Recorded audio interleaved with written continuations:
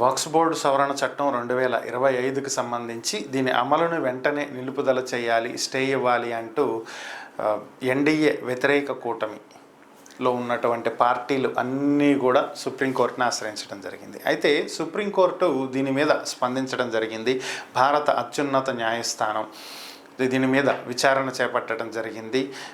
Chief justice Sanjeev Khanna నేతృత్వంలోని ధర్మాసనం దీని మీద విచారణ జరుపుతూ మీరు ఏదైతే ఆర్టికల్ 26 దీనికి అమలు కాదు, దాన్ని వ్యతిరేకించే విధంగా ఈ చట్టం ఉంది అని చెప్తున్నారో ఇది పూర్తిగా అవాస్తవం అని, ఆర్టికల్ 26 అనేది ఒక మతానికో లేదంటే ఒక కులానికో కేటాయించింది కాదని, భారతదేశంలో ఉన్నటువంటి ప్రతి మతానికి సంబంధించినటువంటిదే ఆర్టికల్ 26 అని. అంటే ఇది ఒక సెక్యులర్ చట్టం. సింపుల్గా చెప్పాలంటే ఈ ఆర్టికల్ సెక్యులరిజాన్ని చూపిస్తుంది, సపోర్ట్ చేస్తుంది అనేది వారు వ్యాఖ్యానించడం జరిగింది. ప్రస్తుతం చేసినటువంటి చట్టం కూడా అదే చెప్తుంది. సో కాబట్టి 26కి ఈ చట్టం వ్యతిరేకం కాదు. కాబట్టి దీని మీద మేము ఏ విధమైనటువంటి స్టే కూడా విధించబోము, అది జరగని పని అని చెప్పి తేల్చి చెప్పేసింది. ప్రభుత్వం తరపున న్యాయవాదులు దీని మీద పూర్తి స్థాయిలో ఉభయ సభల్లో చర్చించడం జరిగిందని, దీని మీద ఒక ఉపసంఘాన్ని ఏర్పాటు చేయడం కూడా జరిగిందని,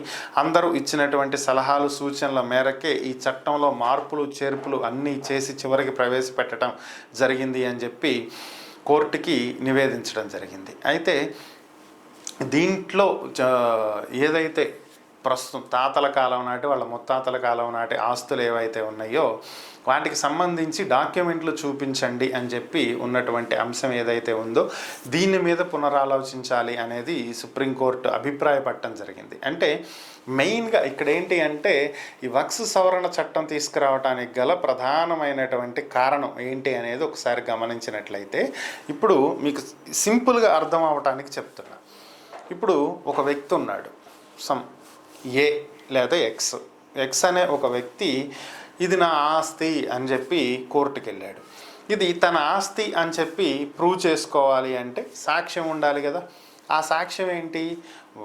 తను సంపాదించి రిజిస్టర్ చేయించుకున్నటువంటి డాక్యుమెంటా, లేదంటే తన తండ్రి, లేదంటే వాళ్ళ తండ్రి, లేదంటే వాళ్ళ తండ్రి తండ్రి తండ్రి ఇట్లా ఎవరైనా కావచ్చు.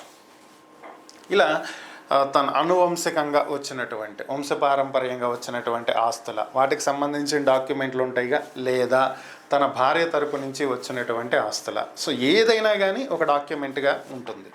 సో అది ప్రూఫ్.